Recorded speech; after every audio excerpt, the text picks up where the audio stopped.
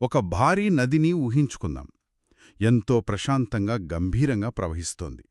అకస్మాత్తుగా దాని దారిలో ఒక పెద్ద కొండ లేదా ఒక రాతి దీవి అడ్డమొచ్చింది అనుకోండి. అప్పుడేమవుతుంది? అది అక్కడికక్కడే ఆగిపోదు కదా. ఖచ్చితంగా ఆగిపోదు. వెనక్కి తిరిగి అస్సలు వెళ్లదు. క్షణాల్లో తన రూపాన్ని మార్చుకుంటుంది. ప్రశాంతంగా ఉన్న నీరు సుడిగుండాలుగా మారుతుంది. నురుగురు కక్కుతూ పెద్ద శబ్దంతో ఉగ్రరూపం దాల్చుతుంది. ఆ అడ్డంకిని దాటడానికి తన సర్వశక్తులను ప్రయోగిస్తుంది.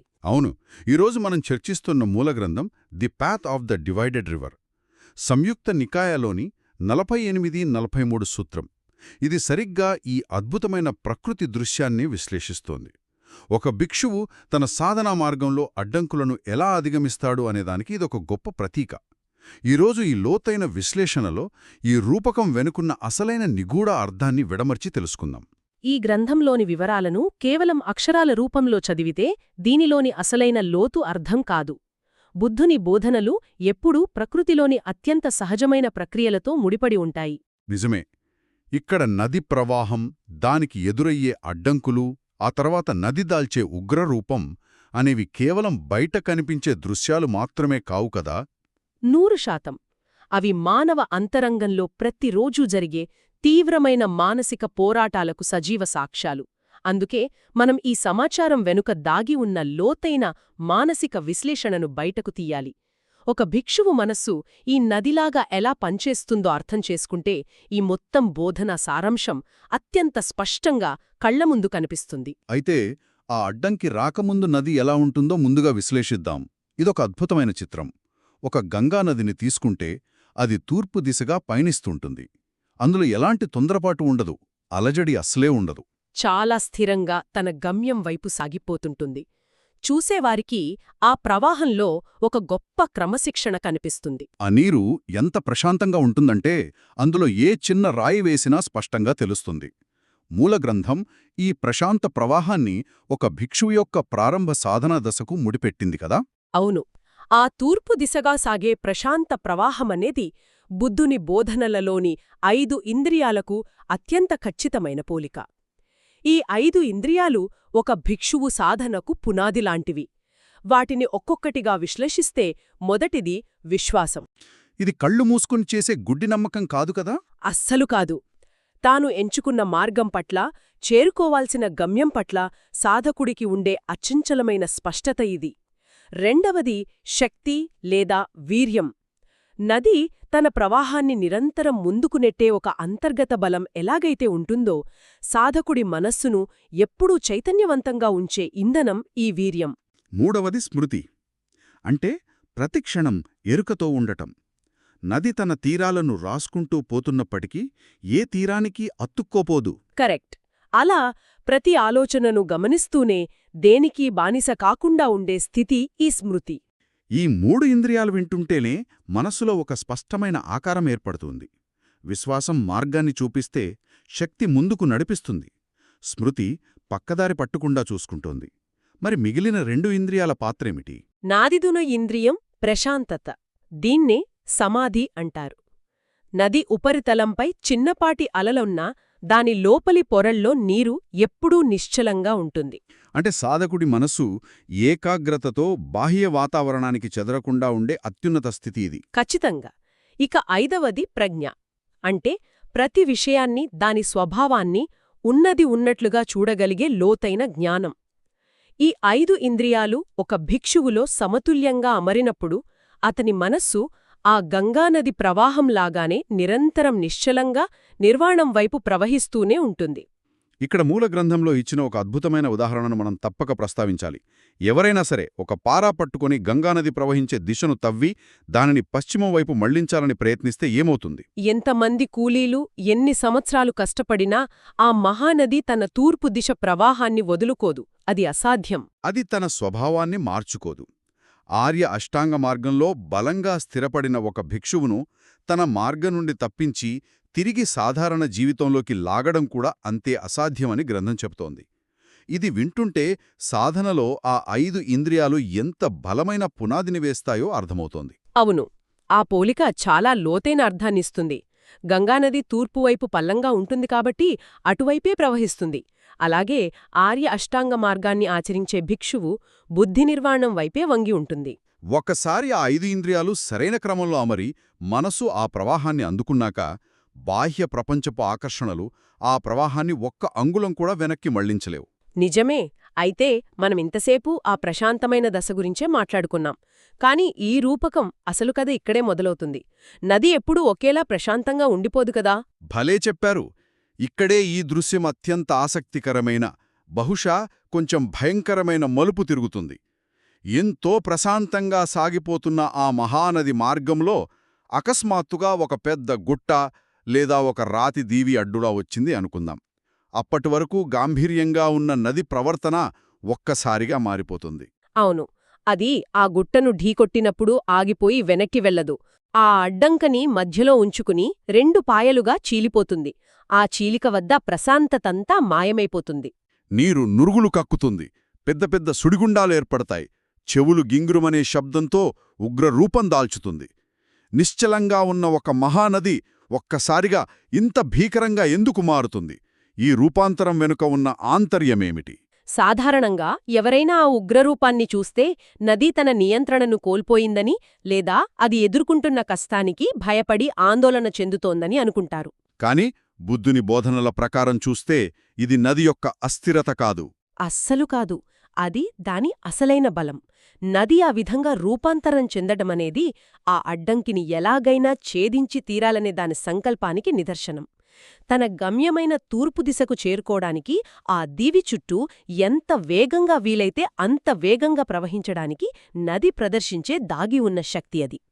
ఒకవేళ అడ్డంకి రాకపోతే నదిలో ఇంత ప్రవాహవేగం, ఇంత పోరాట పటిమ దాగున్నాయన్న విషయం ఎవరికీ తెలిసేదే కాదు. అడ్డంకి నదిని ఆపలేదు సరికదా, దాని వేగాన్ని మరింత పెంచింది. అంటే ఆ అడ్డంకి నదికి శత్రువు కాదు, దాని అసలైన సామర్థ్యాన్ని బయటకు తీసిన ఒక ఆయుధంలాంటిదనమాట. ఇది చాలా గొప్ప విశ్లేషణ. 2 పాయలుగా చీలిన ఆ నది ఆ గుట్టను దాటగానే మళ్లీ ఒక్కటవుతుంది. ఆ 2 పాయలు మళ్లీ కలిసేటప్పుడుండే ఆ ఒరవడిని, ఆ ఒత్తిడిని ఏదీ ఆపలేదు గదా. దీన్నొక భిక్షువు అంతర్గత ప్రయాణానికి అన్వయిస్తే చాలా లోతైన విషయాలు బయటపడతాయి. నిజమే. ప్రశాంతమైన వాతావరణంలో భిక్షువు సాధన సాఫీగా సాగిపోతుంది. కాని కోరికలు, ప్రలోభాలు, సందేహాలు అనే భారీ అడ్డంకులు ఎదురైనప్పుడు అతనిలోని ఆ 5 ఇంద్రియాలేమవుతాయి? అవే ఈ పోరాడే శక్తినిగా ఎలా మారుతాయి అనేది చాలా ముఖ్యం. ఏంగుతర నికాయలోని 5:15 సూత్రం దీనికి అద్భుతమైన సమాధానమిస్తుంది. ప్రశాంత పరిస్థితులలో కేవలం ఇంద్రియాలుగా పనికివచ్చిన ఆ 5 గుణాలు ఎప్పుడైతే అడ్డంకులు ఎదురవుతాయో అప్పుడు వెనువెంటనే ఆత్మరక్షణ చేసుకునే శక్తులుగా రూపాంతరం చెందుతాయి. వీటినే 5 శక్తులు అంటారు. నది ఎలాగైతే తన ప్రశాంతతను వదిలి శక్తిని కూడగట్టుకుందో, భిక్షువు కూడా తనలోని ఇంద్రియాలను శక్తులుగా మారుస్తాడు. ఈ శక్తులు ఎలా పనిచేస్తాయో ఆచరణాత్మకంగా చూస్తే మనకు ఈ రూపకం యొక్క పూర్తి చిత్రం అర్థమవుతుంది. ఖచ్చితంగా. అయితే ఆ 5 శక్తుల ఆచరణాత్మక విధానాన్ని ఒక్కొక్కటిగా విడమర్చి చూద్దాం. మొదటిది విశ్వాసం అనే ఇంద్రియం. ఇది అడ్డంకులు ఎదురైనప్పుడు ఒక బలమైన శక్తిగా ఎలా మారుతుంది? మూలగ్రంథాలు ఈ శక్తిని శ్రోతాపన్న లేదా ప్రవాహంలోకి ప్రవేశించడం అనే దశతో ముడిపెట్టాయి కదా. అవును. ఈ శ్రోతాపన్న దశను మనం ఎలా అర్థం చేసుకోవాలి? నదీ ప్రవాహానికి దీనికున్న సంబంధమేమిటి? ఇది చాలా కీలకమైన ప్రశ్న. శ్రోతాపన్న అనే దశను చాలా సులభంగా అర్థం చేసుకోవచ్చు. ఒక నీటి బిందువు కొండ మీద నుండి జారి ఒక నిర్దిష్టమైన కాలువలో పడిందనుకోండి. గురుత్వాకర్షణ శక్తి వల్ల ఆ కాలువ ఎప్పుడూ కిందకే ప్రవహిస్తోంది కాబట్టి ఆ నీటి బిందువు ఎప్పటికైనా సముద్రాన్ని చేరుకుంటుంది అనే నమ్మకం వచ్చేస్తోంది. మధ్యలో రాళ్లు తగలొచ్చు, వంపులు తిరగొచ్చు, కాని అది తిరిగి కొండపైకి మాత్రం ఎప్పటికీ వెళ్లదు. శ్రోతాపన్న కూడా సరిగ్గా అలాంటిదే. భిక్షువు మార్గంలో ఏవైనా తీవ్రమైన ప్రలోభాలు, భయాలు ఎదురైనప్పుడు అతనిలోని విశ్వాసం కేవలమొక నమ్మకంలాగా మిగిలిపోదు. అది గురుత్వాకర్షణ శక్తిలాగా మారిపోయి అతన్ని వెనక్కి వెళ్లనివ్వకుండా ఒక కవచంలా కాపాడుతోంది. ఆ విశ్వాసమే అతనికి నేను సరైన మార్గంలోనే ఉన్నాను, ఈ రాతిని దాటి తీరుతాను అనే అపారమైన శక్తినిస్తోంది. 100% నిజం. గురుత్వాకర్షణ శక్తి పోలిక ఈ శ్రోతాపన్న దశను చాలా స్పష్టంగా కళ్లకు కట్టింది. అంటే విశ్వాసమనేది వెనక్కి లాగబడని ఒక ప్రవాహంలాంటిది. ఇక రెండవ శక్తి అయిన వీర్యం గురించి చూద్దాం. ప్రశాంత సమయంలో ఇది కేవలం నడిపించే ఇంధనం.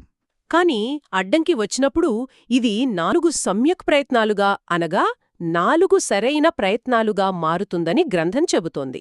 నది ఆ రాతిని గుద్దుకుంటూ దారి వెతుక్కునే విధానానికి ఈ 4 సమ్యక్ ప్రయత్నాలకు ఉన్న సంబంధం ఎలా ఉంటుంది? నది తన ప్రవాహానికి అడ్డువచ్చిన రాతిని గుడ్డిగా గుద్దుకోదు. అది ఆ రాతిలోని పగుళ్లను, బలహీనతలను వెతుక్కుంటూ వాటిగుండా చొచ్చుకుపోవడానికి తన శక్తినంతా ఉపయోగిస్తుంది. అలాగే భిక్షువు తనలోని వీర్యాన్ని లేదా శక్తిని 4 నిర్దిష్టమైన ప్రయత్నాలుగా విభజిస్తాడు. అవేంటంటే?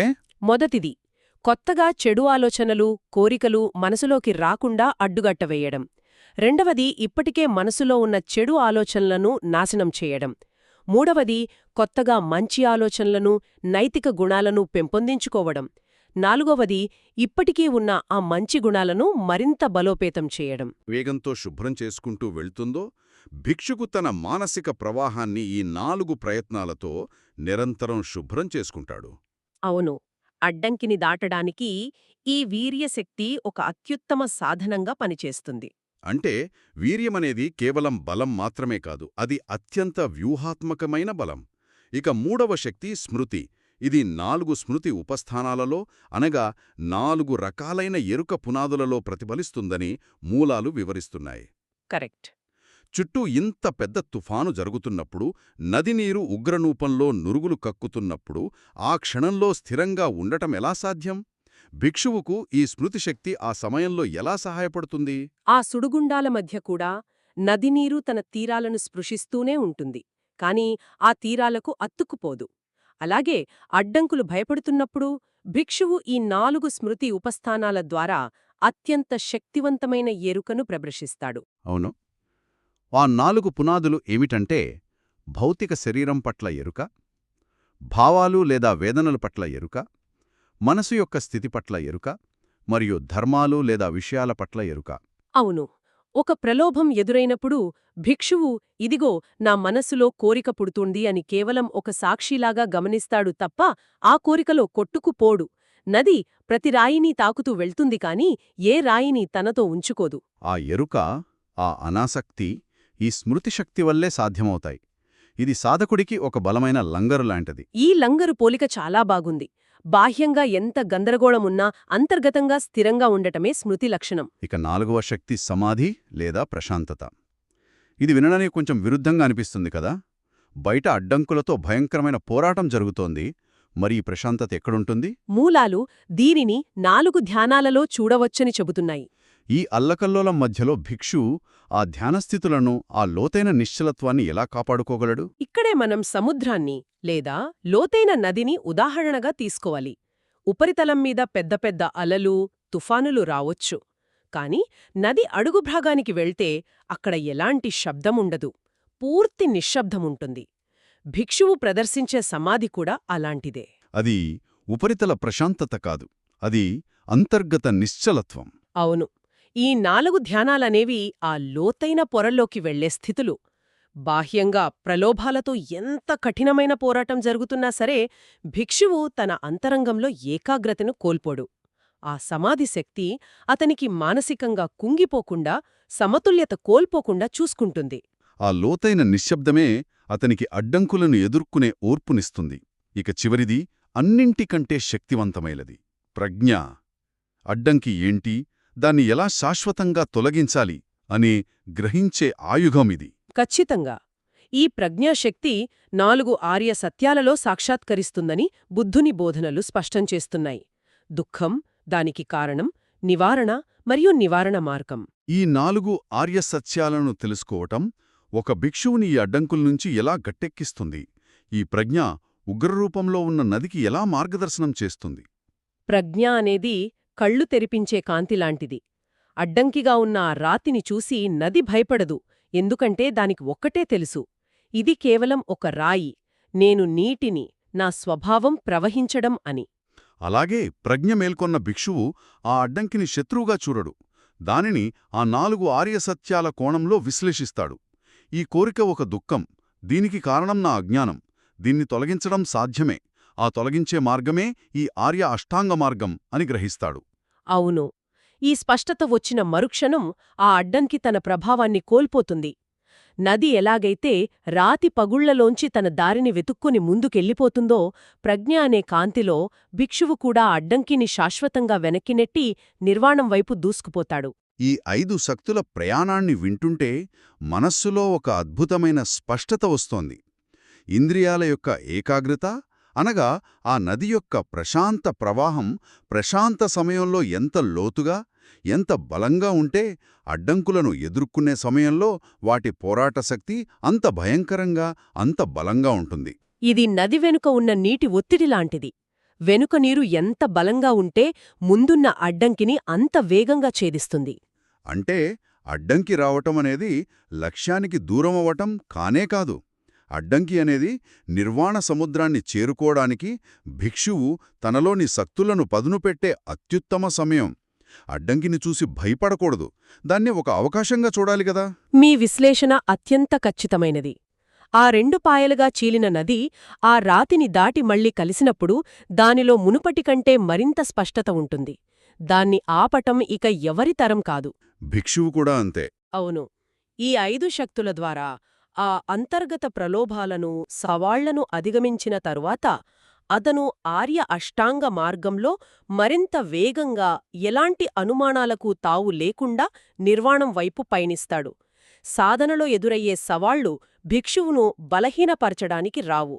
అవి అతనిలోని దాగి ఉన్న ఉగ్రశక్తులను, ఆ దృఢ సంకల్పాన్ని బహిర్గతం చేసి అతన్ని మరింత బలవంతుడిగా మార్చడానికి మాత్రమే వస్తాయి.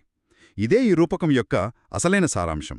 నిజంగానే ఒక సాధారణ ప్రకృతి దృశ్యమైన నది, గుట్ట, నీటి ప్రవాహం లాంటి భౌతిక విషయాలలో ఆర్య అష్టాంగ మార్గంలో పయనించే భిక్షువు యొక్క మానసిక దృఢత్వాన్ని, అతని సాధనా రహస్యాలను, బుద్ధుని బోధనలు ఎంత అద్భుతంగా ఇమిడ్చాయో మనం ఈ విశ్లేషణ ద్వారా గ్రహించాం. ప్రశాంతమైన నదిలా మొదలైన ఇంద్రియాలు అడ్డంకులొచ్చినప్పుడు ఉగ్రరూపం దాల్చే నదిలా శక్తులుగా మారిపోయి చివరకు ఆ ప్రశాంతమైన నిర్వాణ సముద్రంలో కలిసే వరకు సాగే ఈ అంతర్గత ప్రయాణం వర్ణనాతీతం. ప్రకృతికి మానవ మనసుకున్న ఈ అద్భుతమైన బంధం వింటుంటే ఆశ్చర్యం కలుగుతుంది. అందుకే మూల గ్రంథాలను చదివేటప్పుడు ఈ లోతైన దృష్టి అవసరం. ఇది సాధకులకు ఒక గొప్ప ధైర్యాన్ని ఇస్తుంది.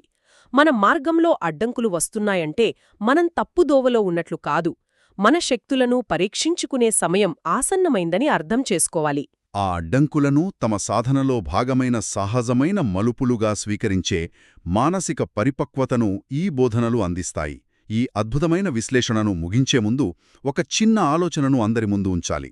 ఒకసారి ఊహించండి, ఒకవేళ ఆ నది ప్రవహించే మార్గంలో ఆ గుట్ట లేదా రాతిదీవిలాంటి అడ్డంకి అసలు ఎదురు కాకపోతే ఏమవుతుంది? బహుశా ఆ నదిలోని ఆ అపారమైన శక్తి, ఆ సుడిగుండాల వేగం, ఆ ఉగ్రమైన పోరాట పటిమ ఎప్పటికీ బయటపడేవే కావేమో కదా. ప్రశాంతత అనేది నదికి ఒక ముఖం మాత్రమే అయితే, అడ్డంకి దాని అసలైన రెండవ ముఖాన్ని, అత్యంత శక్తివంతమైన ముఖాన్ని బయటపెట్టింది. దీన్ని బట్టి చూస్తే అసలు కష్టాలు, సవాళ్లు లేని ప్రయాణం మనల్ని మనకు పరిచయం చేస్తుందా? జీవితంలో అడ్డంకులు ఎదురైనప్పుడే మనిషిలోని నిజమైన పోరాట శక్తులు మేల్కొని అంతిమ లక్ష్యం వైపు మరింత వేగంగా ప్రవహించేలా చేస్తాయా? అడ్డంకులు లేకపోతే అసలు ప్రయాణానికి అర్థమే లేదా అనేది చాలా లోతైన ప్రశ్న. ఈ అద్భుతమైన దృక్పథాన్ని ఎవరికి వారే స్వయంగా విశ్లేషించుకోవాలి. ఈ ఆలోచనను ఇలాగే వదిలేస్తూ ఈనాటి ఈ లోతైన విశ్లేషణను ముగిస్తున్నాం. తిరిగి మరొక ఆసక్తికరమైన అంశంతో మళ్ళీ కలుసుకుందాం.